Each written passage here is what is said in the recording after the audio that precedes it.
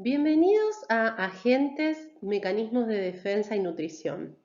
En la clase de hoy vamos a discutir el primer tipo de agentes que vamos a estudiar, los virus.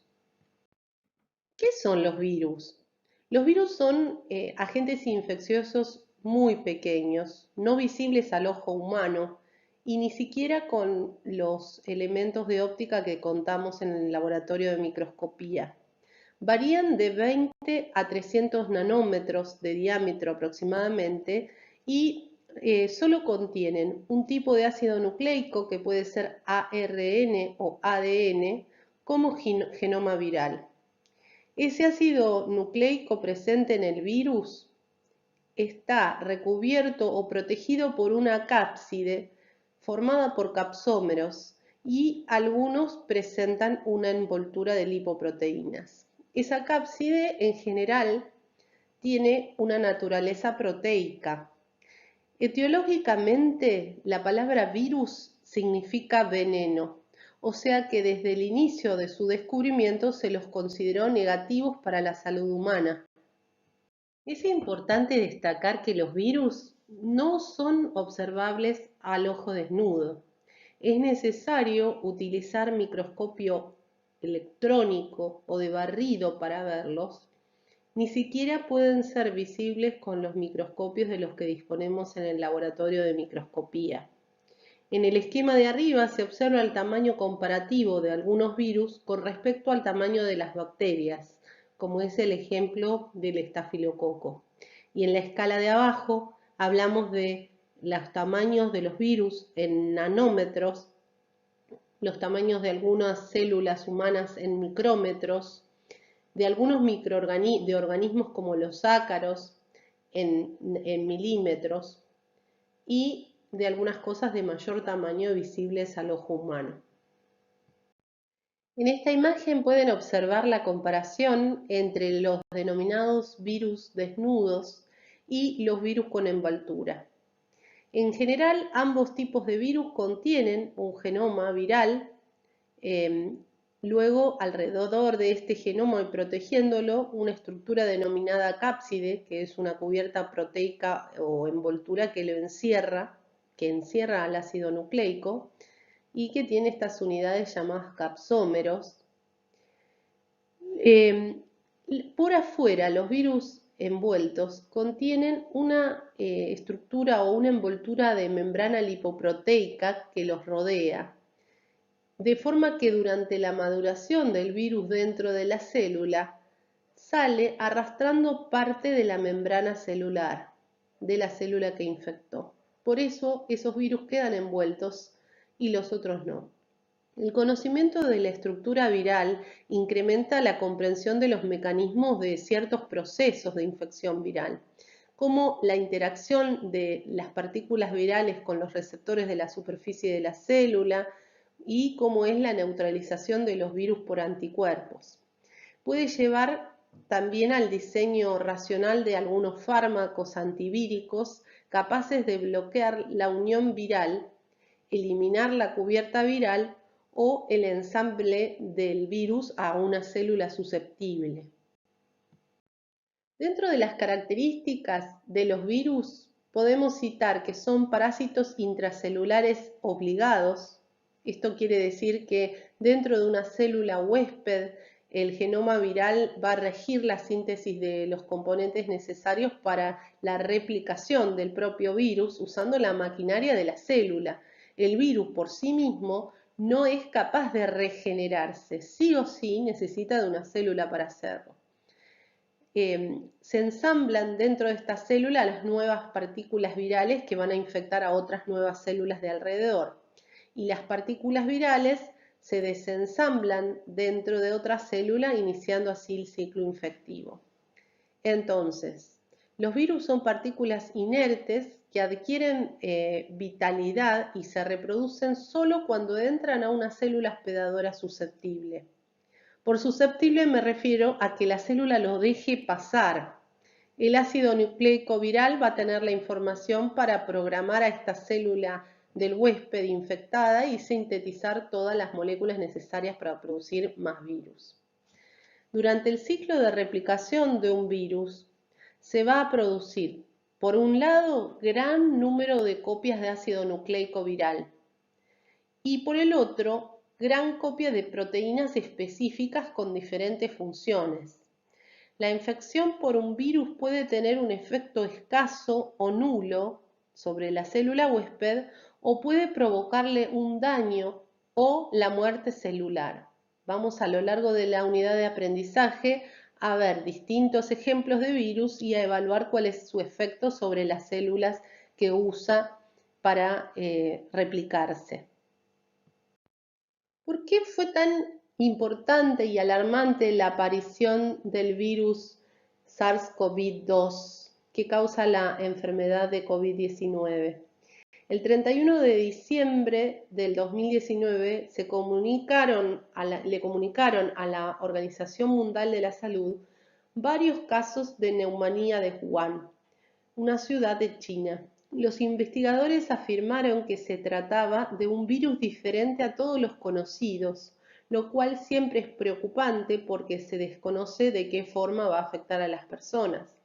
A lo largo del tiempo se ha ido viendo de qué forma afecta a las personas y se han encontrado mecanismos para evitar el progreso de ese virus en las poblaciones humanas. La principal herramienta para el combate ha sido el aislamiento, las medidas de lavado de manos, de uso de tapabocas y sobre todo la fabricación industrial de vacunas a nivel mundial. Si ustedes formaran parte de un grupo de investigadores que está iniciando la investigación acerca de ese virus, ¿cuáles serían las preguntas que deberían encontrar respuesta? Por ejemplo, ¿cómo al inicio la descripción, preguntas de índole descriptiva, cómo es la estructura de ese virus, cuáles son las principales características? Luego, las relacionadas a la infección viral, cuánto persiste fuera del huésped de este virus, por qué es un virus nuevo, cuándo un virus es nuevo, cómo se transmite, cuál es el mecanismo por el cual daña a las personas.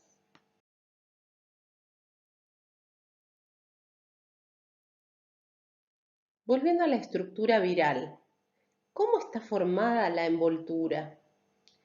Este esquema corresponde al virus de influenza, ¿bien?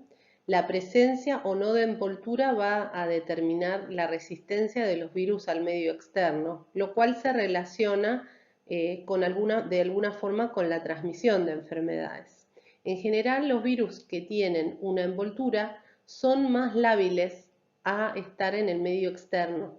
No se conservan tanto como los que no tienen envoltura, contrariamente a lo que uno piensa. La envoltura es una estructura lipoproteica que el virus va a adquirir cuando sale de la célula infectada. Los lípidos se adhieren cuando la nucleocápside viral forma vesículas a través de la membrana celular en el trayecto de maduración. El proceso de gemación va a ocurrir solo en sitios donde se han insertado proteínas virales específicas en la membrana de la célula hospedadora. El proceso de gemación va a variar de manera notable dependiendo la estrategia de replicación del virus y, por supuesto, la estructura de su nucleocápside. ¿Cuáles son las diferencias entre los virus envueltos y los virus desnudos? Por ejemplo, el virus SARS-CoV-2 es un virus envuelto. Tiene implicancias esto en que es más lábil.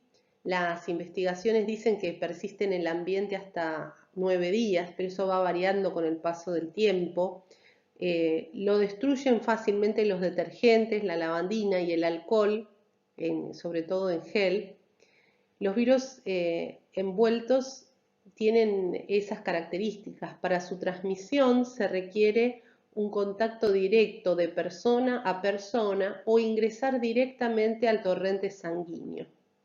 Eso ocurre, por ejemplo, en virus como el de la hepatitis B. En cambio, los virus desnudos, la mayoría de ellos resiste en el medio externo, sobre todo a la desecación y a los solventes lipídicos. Por ello, pueden transmitirse por vía fecal oral. por ejemplo, el virus de la hepatitis A. En este artículo científico se habla de la persistencia de los coronavirus en superficies inanimadas y su inactivación con agentes bioácidos. Los coronavirus pueden persistir en superficies inanimadas como el metal, el vidrio o el plástico hasta 9 días, pero pueden inactivarse eficientemente mediante procedimientos de desinfección de las superficies con alcohol etanol, en diluciones entre el 62 y el 71%, con agua oxigenada al 0,5%, con lavandina, o sea, hipoclorito de sodio al 1% por un minuto. Otros agentes biocidas, como son el cloruro de benzalconio, componente del lisoform, sal cuaternaria de amonio, diluido entre el 0,05 y el 2%, es muy efectivo, o el diglucanato de clorhexidrexina al 0,2%, son menos efectivos. Como no hay terapias específicas disponibles para el SARS-CoV-2, la contención temprana y la prevención de mayor propagación son cruciales para determinar el brote en curso y controlar este nuevo agente infeccioso que ha surgido. En cuanto a la cápside, la simetría de los virus está dada por la estructura de la nucleocápside. Esa simetría puede darse de forma helicoidal, de forma cúbica, también llamada icosaédrica, de forma binaria o de forma muy compleja como se ve en los virus que son parásitos de bacterias o bacteriófagos. Con respecto al genoma, el genoma viral puede ser ácidos nucleicos, siempre, que constituyen una estructura denominada nucleoide, y ese nucleoide puede estar asociado a proteínas, y eso se designa como core viral. Y el core a su vez está protegido por esta estructura que mencionamos con anterioridad, que es la cápside o nucleocápside. El genoma viral, entonces, dependiendo del tipo de virus que estudiemos, puede ser una doble hélice de ADN, una simple cadena de ADN, una doble hélice de ARN o una simple cadena de ARN. Otro de los componentes virales que pueden estar presentes son las proteínas virales. Y ahí es donde cabe destacar la diferencia que existe entre las proteínas virales que son estructurales y las no estructurales. Dentro de las proteínas virales estructurales vamos a encontrar proteínas de superficie, como mencionamos anteriormente, los capsómeros que constituyen la cápside, las glicoproteínas que pueden estar presentes en la envoltura, o proteínas estructurales internas que van a estar asociadas al core, entre las capas de capsómeros o en la cara interna de la envoltura. Pero también pueden existir dentro de un virus proteínas no estructurales que son esenciales para su invasión y su replicación. Ellas son enzimas, proteínas que actúan de catalizadores biológicos y que van a ser esenciales en la replicación viral. Cabe destacar cuál es la importancia y la función de las proteínas virales. Su principal objetivo es facilitar la transferencia de ácidos nucleicos virales de una célula hospedadora y a otra. ¿Qué hacen las proteínas virales? Protegen al genoma viral contra la inactivación por enzimas nucleasas, participan en la unión de la partícula viral a la célula susceptible, proporcionan la simetría estructural de la partícula viral, esa estructura de la que venimos hablando denominada cápside, y hay que tener en cuenta que los mecanismos de respuesta inmunitaria protectora del hospedador se van a dirigir siempre contra determinantes antigénicos de las proteínas o glucoproteínas que están expuestas en la superficie de la partícula viral.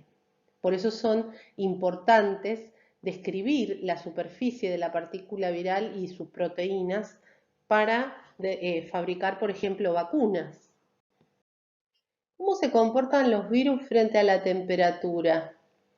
Como regla general, la vida media de la mayoría de los viriones libres puede ser medida en segundos a 60 grados centígrados, en minutos a 37 grados centígrados, en horas a 4 grados centígrados, en días a menos 20 grados centígrados, en meses a menos 70 y en años a menos 196. ¿Por qué creen que es esto? Tomando en cuenta las características de las proteínas son estructuras que en general son muy resistentes a la temperatura y que suelen romperse su estructura terciaria o cuaternaria con el aumento de la temperatura. Las proteínas a temperaturas elevadas sufren una desnaturalización que implica químicamente la pérdida de su solubilidad o de su actividad biológica. Al virus le estaría pasando algo similar. Tomando como ejemplo al SARS-CoV-2, aquí se muestra su estructura. Es un virus envuelto con genoma de RNA positivo. En general, los coronavirus son partículas envueltas que van desde los 120 a los 160 nanómetros de diámetro y que contienen un genoma no segmentado en sentido positivo de ARN monocatenario y un tamaño de 27 a 32 kilobases. La nucleocápside es de forma helicoidal con un diámetro de 9 a 11 nanómetros. Los coronavirus son similares a otros virus que estudiaremos luego, que son los ortomyxoviridae, pero tienen proyecciones en la superficie en forma de pétalos dispuestos en los flecos, similar a una corona solar. La nucleocápside de los coronavirus se desarrolla en el citoplasma y madura por gemación hacia vesículas citoplasmáticas, lo que implica que al salir arrastre parte de la membrana celular y constituya su envoltura. Ahora nos importa saber cómo se clasifican los virus. Hay varias propuestas para su clasificación. La propuesta de Love y colaboradores habla de que los virus se agrupan de acuerdo a sus propiedades, no a las células que infectan. El ácido nucleico del genoma también se reconoce como un criterio primario de clasificación. 4 características deben utilizarse para la clasificación de todos los virus. La primera es la naturaleza del ácido nucleico en el virión, si es ADN, ARN, bicatenario, monocatenario, etc. La segunda es la simetría de la cápside proteica, ya hablamos de ella. La tercera es la presencia o ausencia de esta membrana lipídica externa, denominada envoltura, que también puede contener algunas glicoproteínas. Y la cuarta son las dimensiones del virión y de la cápside. Según este sistema, los virus se separan en grupos principales denominados familias. Los nombres de las familias de virus tienen el sufijo viride o se escribe viride, se escribe viridae y se pronuncia viride.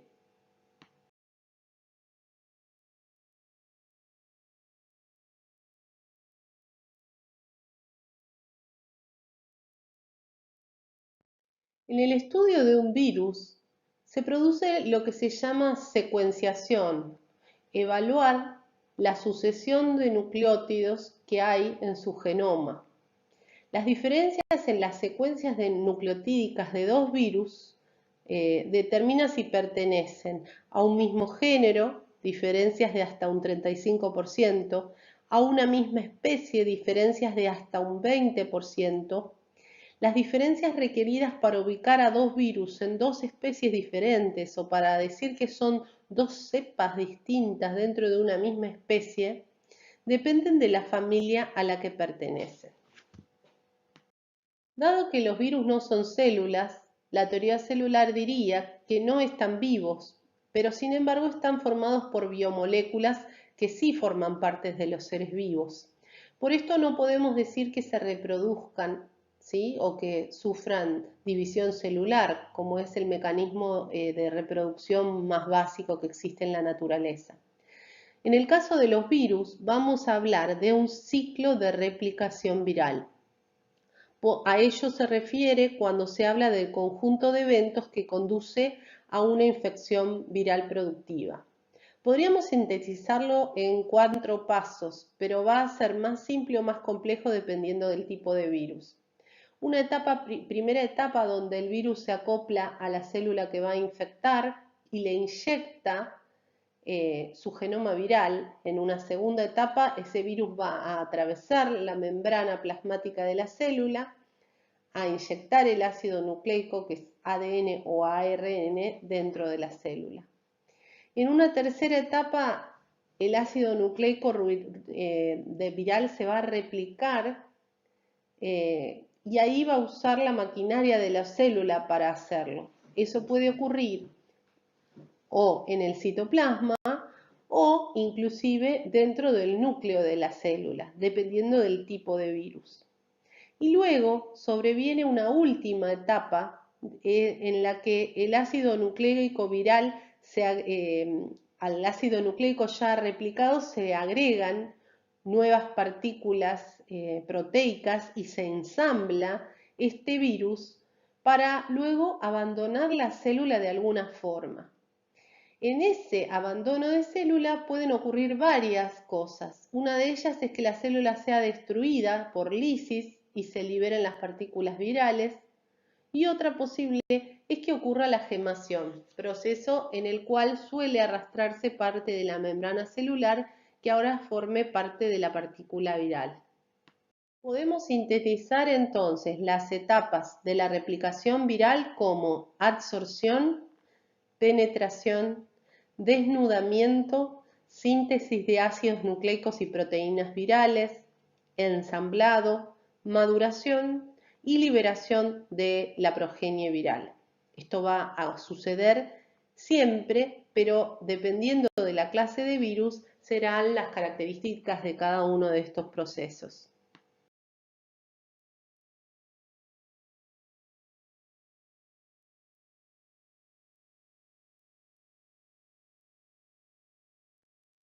Después de unirse a los receptores celulares, los virus deben cruzar la membrana plasmática para ingresar a una célula huésped.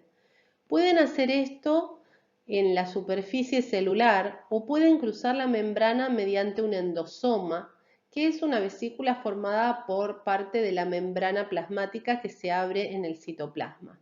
Este proceso, denominado endocitosis, es utilizado por las células para una variedad de funciones, incluida la absorción de nutrientes y la defensa contra patógenos. En los esquemas se explica la diferencia de la entrada de virus envueltos y no envueltos a una célula. En el proceso de desnudamiento se va a definir como la eliminación completa o parcial de la cápside para liberar el genoma del virus dentro del citoplasma. Dependiendo del virus, el proceso puede tener lugar en la superficie celular, cuando la cápside queda en la superficie exterior de la célula, dentro del citoplasma, en un poro nuclear o dentro del núcleo. Cabe señalar que la entrada exitosa de un virón en una célula no siempre es seguida de la replicación del virus. Las defensas intracelulares del huésped, como son las enzimas lisosomales, pueden inactivar la infectividad antes o después de la eliminación del recubrimiento. En algunos casos, el genoma del virus puede iniciar una infección latente en lugar de una infección completa en ese instante. Sin embargo, al menos en algunos casos, siempre que el genoma viral o el virus no recubierto sobrevive intacto y está en ubicación correcta en la célula, puede comenzar la transcripción o traducción en algunos casos.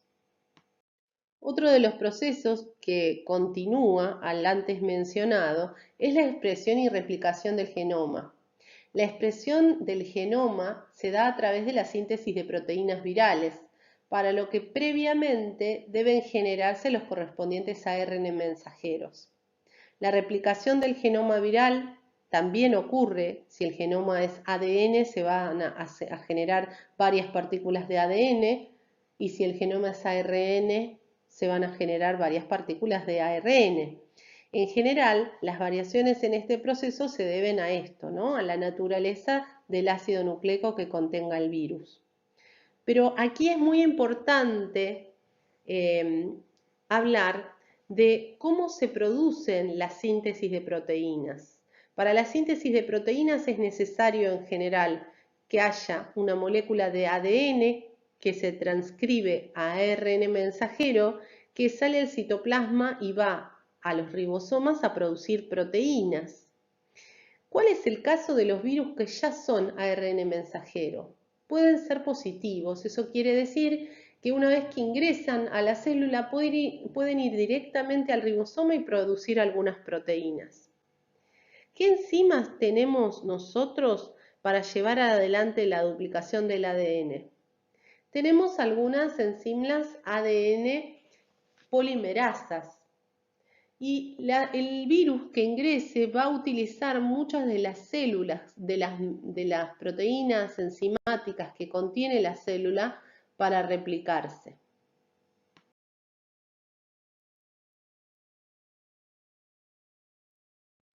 Este esquema sintetiza los tipos de virus de DNA. Hay virus de DNA de tipo 1 y virus de DNA de tipo 2.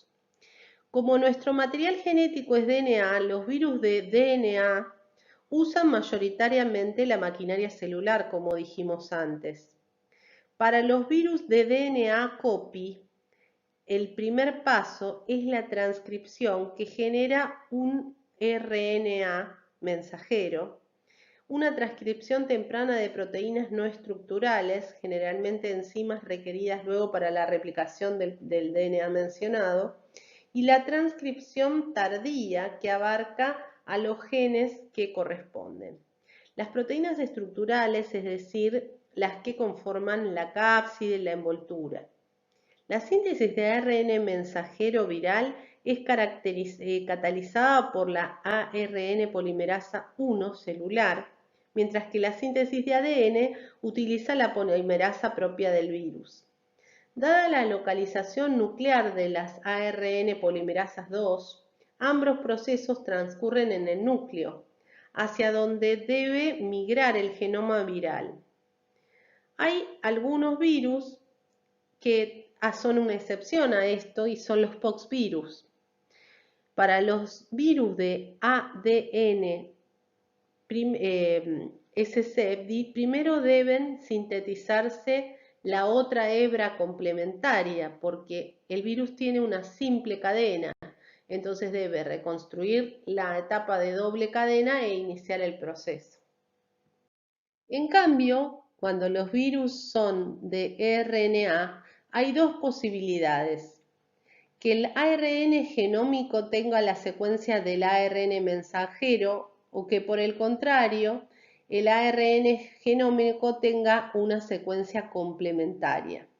En este caso se denomina ARN positivo aquellos virus cuyo genoma es directamente el ARN mensajero que puede sintetizar proteínas, y virus de ARN negativo que poseen una secuencia complementaria a la del ARN mensajero.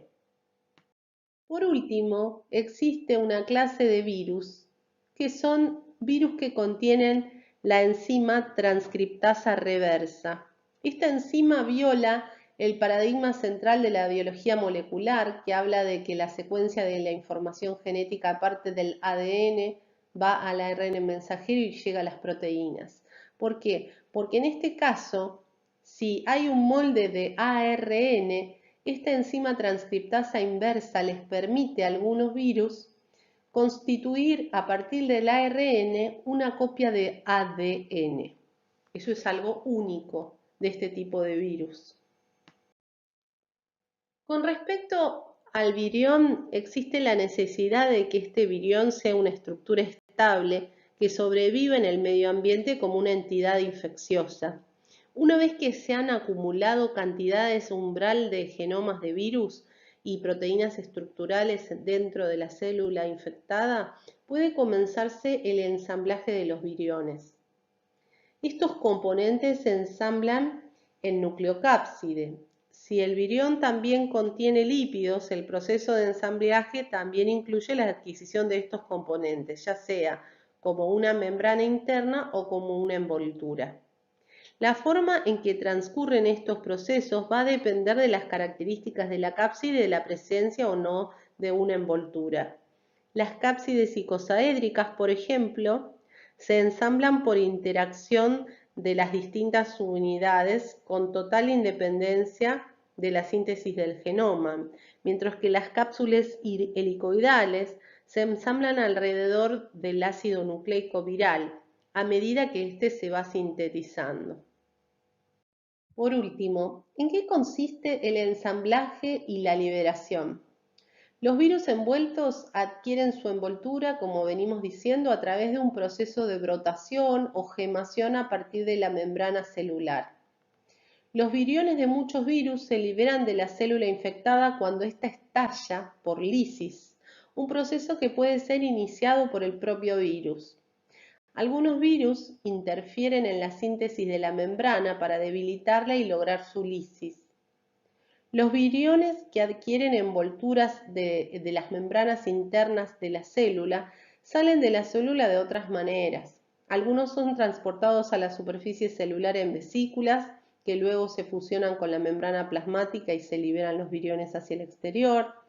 Otros, como el virus de Vaccinia, se unen a través de proteínas motoras a los microtúbulos y utilizan este sistema de transporte para llegar hasta la superficie celular donde son liberados.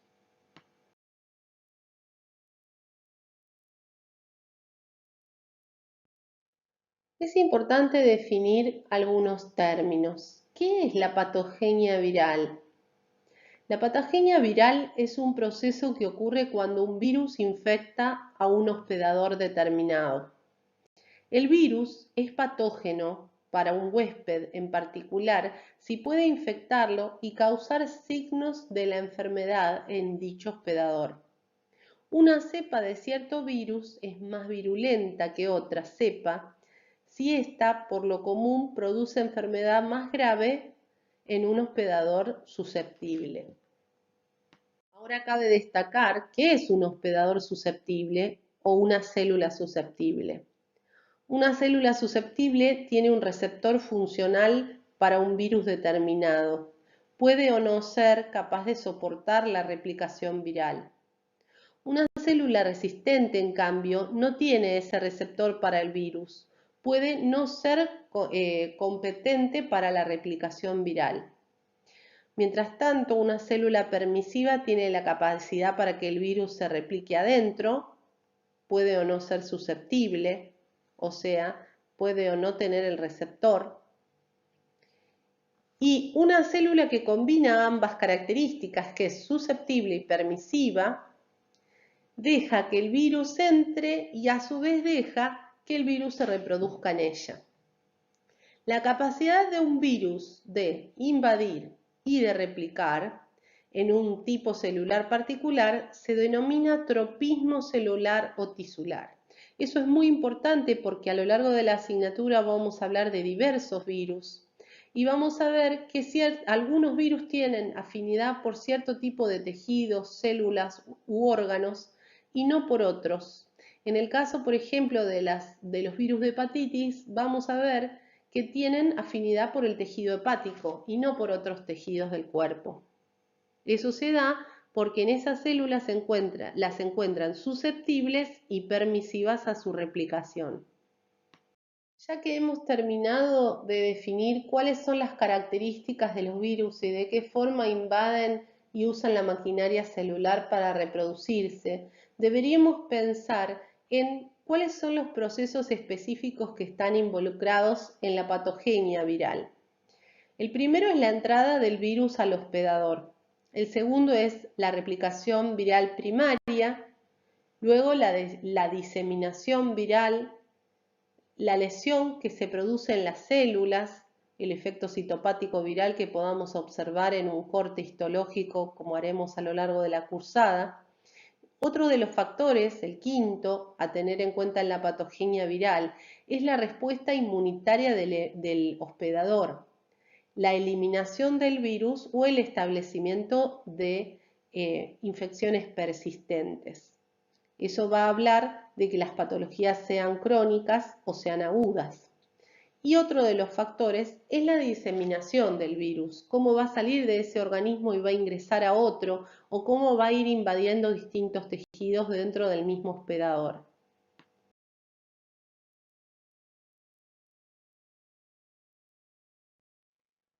Eso nos lleva a plantear qué es la puerta de entrada. Desde el punto de vista de la puerta de entrada al organismo, los virus pueden ingresar, como así también todos los demás agentes que vamos a estudiar a lo largo de esta asignatura, por distintas vías. Incluso pueden usar más de una. Ellos son la piel o mucosas, las vías respiratorias, las vías digestivas, la transplacentaria, ejemplo. La vía respiratoria es típica vía de ingreso para el virus de la influenza que causa gripe, la vía genitourinaria para el HPV, cuya una de sus cepas o varias de sus cepas causan cáncer de cuello de útero. Los virus por lo común se replican en el sitio primario de entrada. A lo largo de la asignatura vamos a ir viendo diferentes órganos o sistemas de órganos y vamos a hablar de cuáles son los virus que ingresan por esa vía o que afectan a esas células en particular. ¿Cuáles son las vías de diseminación de un virus dentro del organismo? Puede haber una diseminación local, por ejemplo, sobre las superficies epiteliales de ingreso, una invasión subepitelial y diseminación al tejido linfático y al sistema linfático, una diseminación sanguínea denominada viremia e invasión tisular, una invasión a través del LCR y los nervios o una diseminación pleural a través de la cavidad peritoneal. Hay algo que tener en cuenta en este caso. Muchos virus producen enfermedad en el sitio distante al que fue su puerta de entrada. Por ejemplo, los enterovirus, los cuales entran a través del tubo digestivo, pueden producir enfermedades del sistema nervioso central. Entonces, el título circulante en la viremia primaria es muy baja, pero el evento no se traduce clínicamente en la vía de ingreso, pero sí muestra efecto luego en el tejido nervioso. En cuanto a la lesión que los virus producen en una célula, en términos generales, podemos resumir los efectos de la infección viral en una célula por modificación de las moléculas celulares, por adición de moléculas específicas virales a una estructura o complejo celular, como puede ser el propio ADN de la célula que contenga un herpes, por ejemplo, como un desarreglo o reorganización de la estructura celular o como la construcción de nuevas estructuras celulares infectadas. Observemos este corte histológico teñido, donde están señaladas células multinucleares o sincicios. Se denomina efecto citopático viral a los cambios bioquímicos y moleculares, morfológicos y de viabilidad celular visibles a microscopía óptica y que son causados en el ciclo de replicación viral. La mayor parte de las observaciones en el laboratorio se han realizado en células infectadas en cultivo, en las que se aprecia la pérdida de adherencia al sustrato, la inhibición por contacto, la agregación celular, el redondeamiento celular, la formación de sincicios, de cuerpos de inclusión citosólicos, la transformación celular referida a una posterior lisis o ruptura de la célula, aunque todos los virus líticos producen efecto citopático viral, pueden observarse gran diversidad de manifestaciones. A lo largo de la unidad de aprendizaje iremos viendo el efecto citopático viral de diversos virus.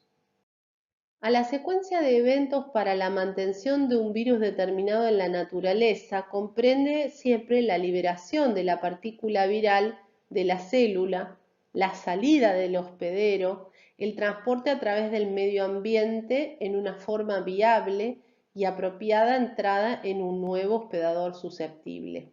A todo esto se lo denomina transmisión del virus al exterior del organismo. Esa transmisión del virus al exterior del organismo va a depender de ciertos factores, de la cantidad de virus diseminado o vehiculizado, de la estabilidad viral en el medio ambiente, de la presencia de vectores en caso de algunos virus, como vamos a ver en los virus del dengue, por ejemplo, del Zika, la disponibilidad de hospedadores susceptibles y la genética del virus y del hospedador del mismo. Se establece entonces la denominada eslabones de cadena epidemiológica de una enfermedad transmisible. Este esquema lo vamos a revisar con cada uno de los agentes que iremos estudiando a lo largo de este año. En toda cadena epidemiológica hay un agente causal de la enfermedad, en la población un reservorio de ese agente desde el cual salen algunas partículas virales y hay una puerta de salida de esas partículas virales desde el reservorio, un mecanismo de transmisión que emplea el agente y una puerta de entrada del agente a un nuevo hospedador. Siempre dentro del esquema, la entrada y la puerta de entrada del hospedador tiene que ser a un hospedador susceptible y ahí se van a medir variables genéticas, variables nutricionales del hospedador susceptible al agente determinado. Para la transmisión de un virus podemos hablar de transmisión directa o de transmisión indirecta. Dentro de la transmisión directa podemos citar la fecal oral, la materia fecal que contenga el agente y haya un contacto de la materia fecal con las manos y eso ingrese a la cavidad oral, por ejemplo. El contacto directo se da también por vía sexual, por vía parenteral o vertical o por contacto directo con la piel infectada.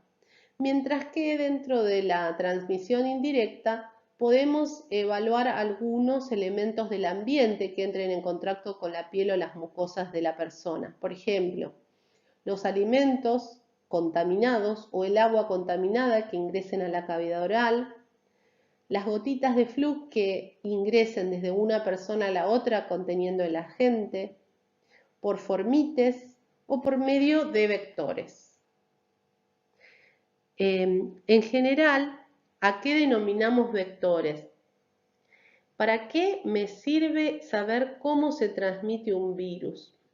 Es muy importante saber cómo se transmite un virus porque eso permite planificar medidas de prevención y de control del mismo e identificar grupos vulnerables. Por ejemplo, en el caso del coronavirus se ha visto que la principal forma de transmisión es a través de las gotitas de flush o respiratorias. Por ende, el uso del tapaboca es una medida eficiente para evitar la transmisión del virus.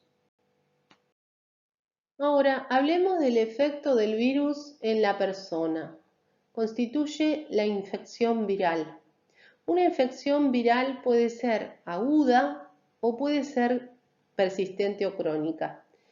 Para que una infección sea aguda, muchos virus producen infecciones limitadas en el tiempo. Estos virus son eliminados del organismo en pocos días o semanas. A su vez, puede presentar síntomas o cursar de forma asintomática. Mientras que ciertos virus van a permanecer en el organismo por periodos muy prolongados, que pueden ser meses, años, toda la vida.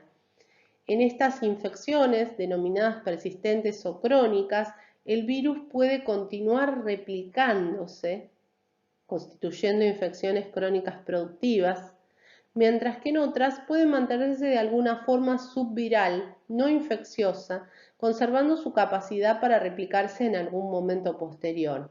Estas son las denominadas infecciones latentes.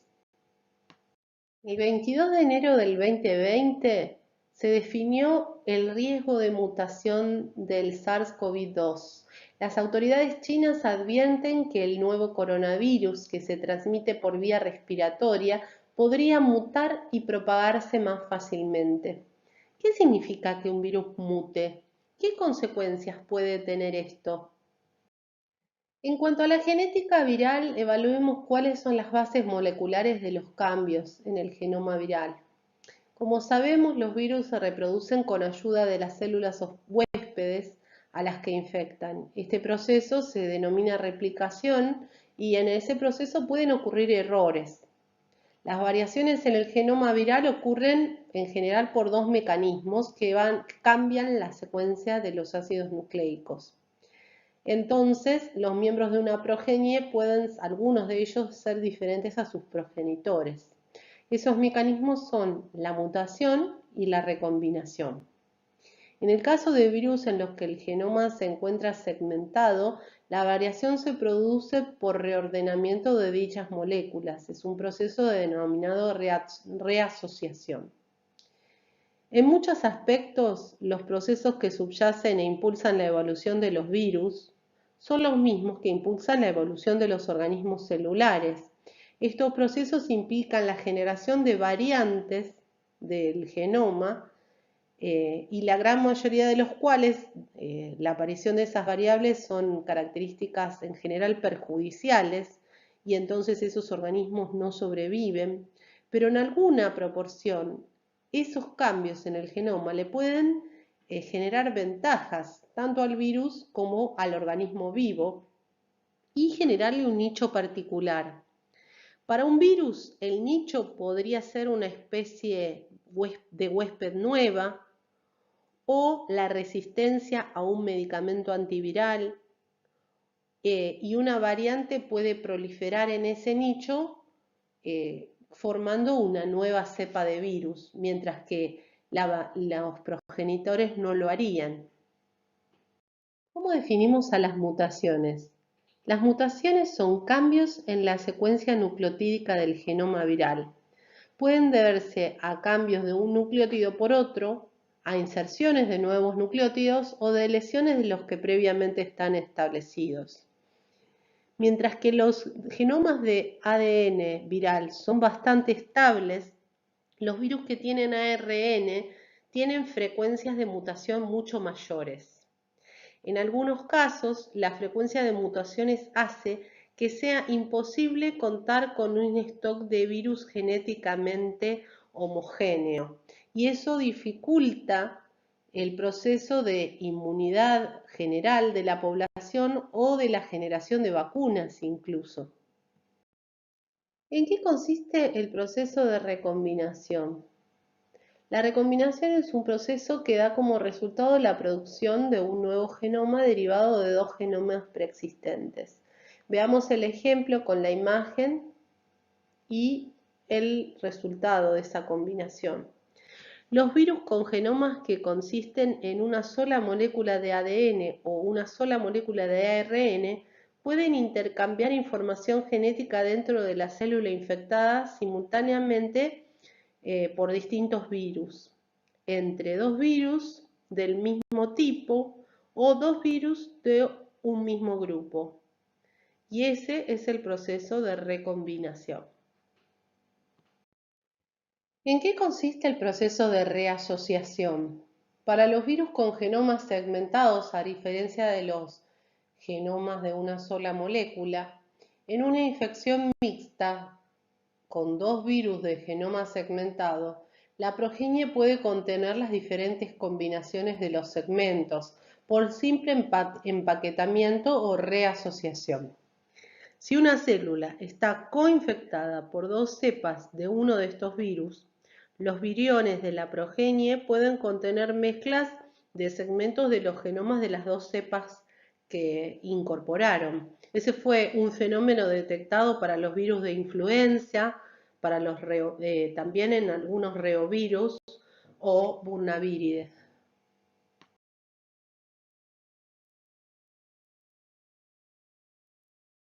Pensando en las consecuencias que puede traer esto, más adelante veremos cómo se vincula con esto con la variación antigénica, con una estrategia de evasión a la respuesta inmunitaria utilizada por diferentes virus. Las mutaciones generan cambios menores, en tanto que la reasociación genera cambios mayores, y otros virus nuevos surgen cuando se recombinan y el reordenamiento da resultado a nuevas combinaciones virales de genes, o sea, virus emergentes, para los cuales el sistema inmunológico no está preparado, dado que no ha estado en contacto con esa combinación antes. De vez en cuando aparece un virus nuevo y el misterio rodea su origen. A menudo hay sospechosos del origen del virus y estos sospechosos pueden ser virus de otras especies hospederas. El término virus emergente se usa en varios contextos. Puede referirse a un virus que recientemente ha hecho sentir su presencia al infectar a una nueva especie hospedadora, al aparecer en una nueva área del mundo o a ambas. A veces los virus se describen como virus reemergentes, si se ha vuelto más común después de que no se registraban casos en ese periodo por un extenso periodo de tiempo. Los genomas del nuevo virus y los sospechosos se pueden secuenciar y si se encuentra una coincidencia estrecha entre el nuevo virus y el de los sospechosos, entonces el misterio puede ser resuelto. Las actividades humanas pueden aumentar la probabilidad de aparición y reaparición de virus. Los viajes y el comercio brindan oportunidades para que estos virus se propaguen y nuevas áreas del planeta sean infectadas. La introducción de especies animales en nuevas áreas, ejemplo los caballos en Australia, pueden proporcionar nuevos anfitriones para un virus de ese área. Otras actividades que pueden provocar la aparición de un virus implican el contacto cercano con otros animales, incluida la industria de la caza, la matanza de primates no humanos para carne de animales o volver comestibles especies de animales que sean reservorio de ciertos virus, como es la hipótesis del surgimiento del COVID. Para terminar la clase, analicemos ejemplos de virus emergentes. Miremos esta publicación. Los murciélagos son reservorios naturales de virus similares al coronavirus. ¿Por qué los virus de un murciélago podrían saltar al ser humano? Durante las últimas 2 décadas se han identificado 3 coronavirus zoonóticos como causa de brotes de enfermedades a gran escala: el síndrome respiratorio agudo, SARS, el síndrome respiratorio del Medio Oriente, MERS, y el síndrome de diarrea aguda porcina, SAD. El SARS y el MERS surgieron en el año 2008 y 2012 respectivamente y causaron una pandemia mundial que cobró miles de vidas humanas, mientras que el SARS golpeó a la industria porcina en 2017. Tienen características comunes, como son todos altamente patógenos para el ser humano y el ganado. Sus agentes se originan de los murciélagos y 2 de ellos se originaron en China. Por lo tanto, es muy probable que los brotes futuros de coronavirus similares al MERS y al SARS se originen de los murciélagos y existe una mayor probabilidad de que esto ocurra en China. Esto ya decía este paper. Entonces sabemos que la clave real es saber cuál es el receptor de la célula huésped, cuál es esa proteína de la superficie de la célula a la que el virus se une para invadirla. Entonces, si compartimos el mismo receptor en la superficie celular que el virus usa en el murciélago o el camello o el cerdo, podremos estar en riesgo de que nuestras células sean infectadas por ese virus. Para el coronavirus del SARS, el receptor de superficie es uno denominado ACE2 y compartimos eso con los murciélagos. Entonces, La misma proteína está en la superficie de la célula humana y en la superficie del murciélago y por ende el virus que accede a las células de murciélago puede potencialmente hacerlo en el humano. Se cree que ese es el origen del SARS-CoV-2 que ha desatado una pandemia mundial.